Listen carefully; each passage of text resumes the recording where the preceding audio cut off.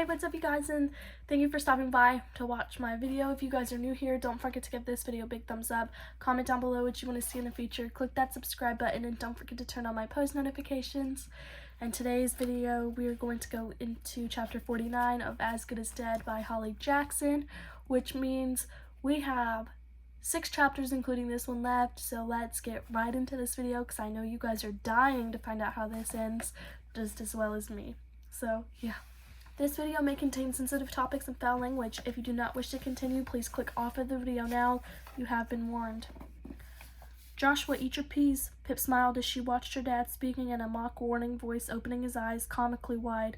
I just don't like them today, Josh complained, pushing them around on his plate, kicking his feet out against Pip's knees under the table. Normally she'd tell him to stop, but this time she didn't mind. This time was last, and an hour full of lasts, and Pip wouldn't take any of them for granted. Study them, sear them into her brain to make the memories last decades. She needed them in there. That's because I made them, her mom said, and I don't add a pound of butter, with a sharp look across at her dad. You know, Pip said to Josh, ignoring her own plate, peas are meant to make you better at soccer. No, they aren't, Josh said. In his I'm 10, I'm not stupid voice. I don't know, Josh, her dad said thoughtfully. Remember how your sister knows everything? And I mean everything? Josh glanced at the ceiling, considering that, shifted his gaze to Pip, studying her just as hard back for very different reasons. She does know quite a lot of things, I'll give you that, Dad. Well, she thought she did, from useless facts to how to get away with murder, but she'd been wrong, and one small mistake had brought it all crashing down. Pip wondered how her family would talk about her years from now.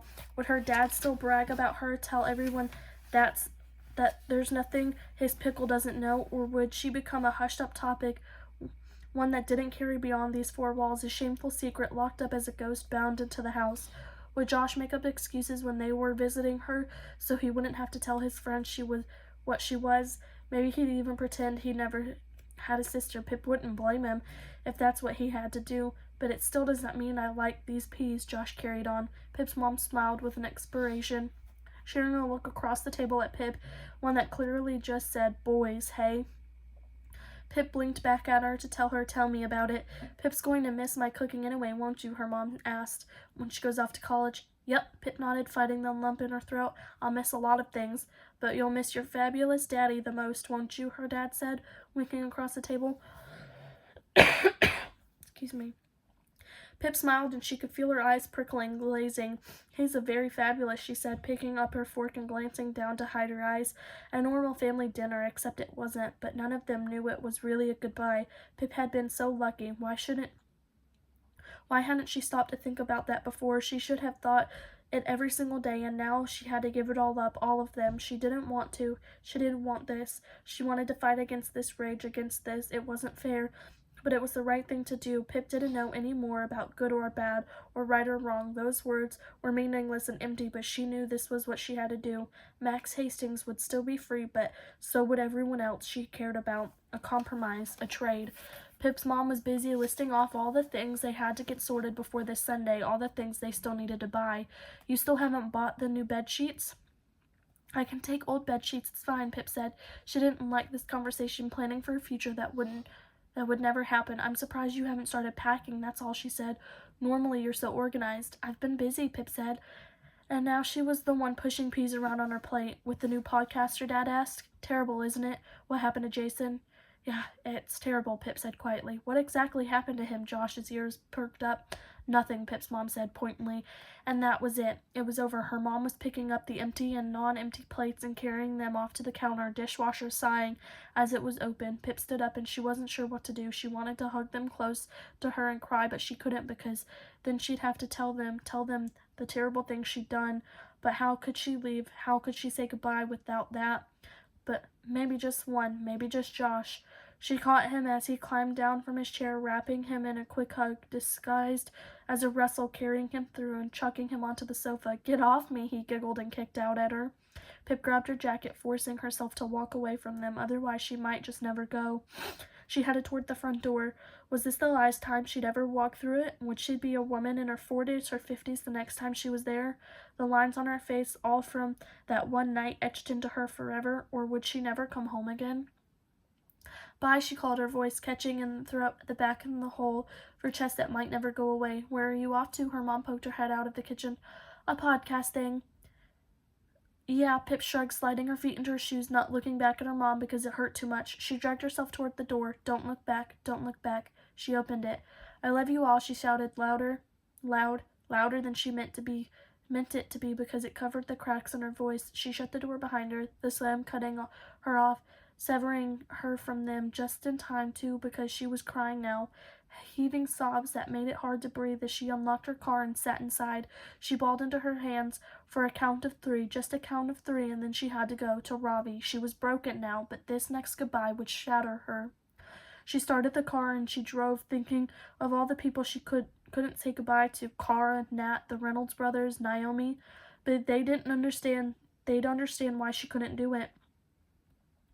Pip drove down Main Street, veering off the road down gravelly way toward Ravi, toward the goodbye she never wanted to make. She pulled up outside the Singh's house, remembering the naive girl who knocked on this door so long ago, introducing herself by telling Ravi she didn't think his brother was a killer, so different from the person standing here now, and yet they'd always share one thing: Ravi.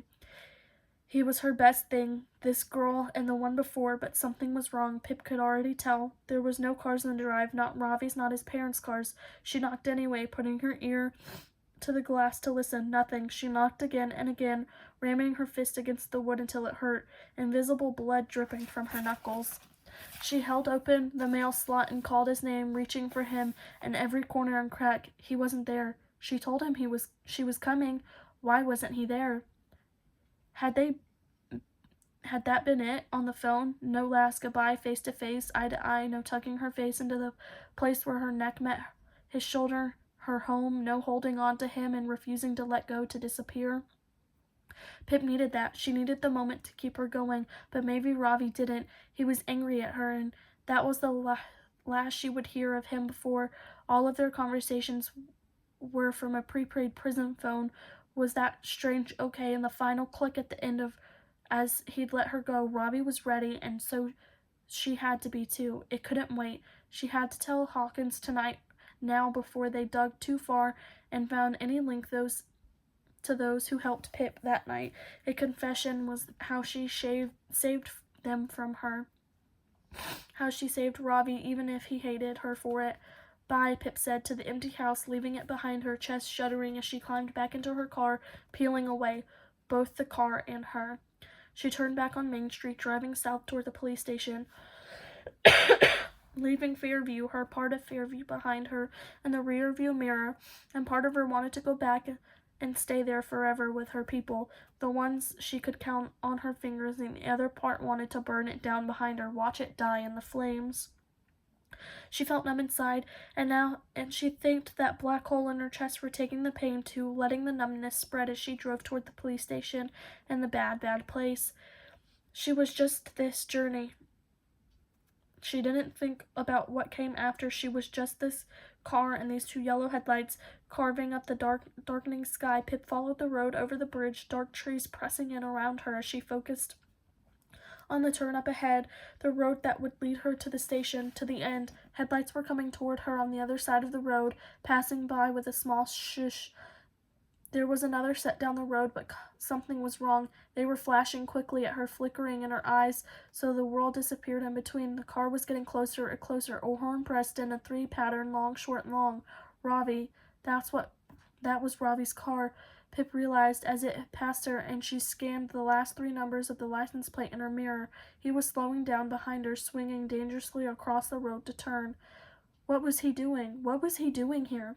Pip turned on her signal and pulled off the road onto a drive that led up to a locked gate, blocking her from the old, half-torn-down gas station. Her headlights lit up the red, dripping graffiti against the still-patterned white building as she pulled open the door and stepped out. Ravi's car was pulling in behind her now. Pip held her sleeve up to her eyes against the glare of his headlights to wipe her rubbed red eyes. He had barely stopped the car before he jumped out. It was just the 2 of them, no one else around except the shushing of the passing car, too fast to pay them any mind. Just them and the moon, and the run-down building behind, face to face, eye to eye. What are you doing? Pip shouted across the dark wind. What are you doing? Ravi shouted back. I'm going to the police station, she said, confused as Ravi stared, shaking his head, stepping toward her. No, you're not, he said, his voice deep, taking on the wind. The hairs rose up on Pip's arms. Yes, I am, she said, and she was pleading. That's what this sound was. Please. This was already the hardest thing, although at least now she had seen him before. No, you're not, Ravi said louder, now still shaking his head. I've just come from there.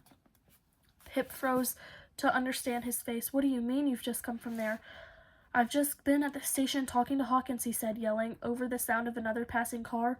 What? Pip stared at him, and the black hole in her chest gave everything back. The panic, the terror, the dread, the pain, the shiver up her back.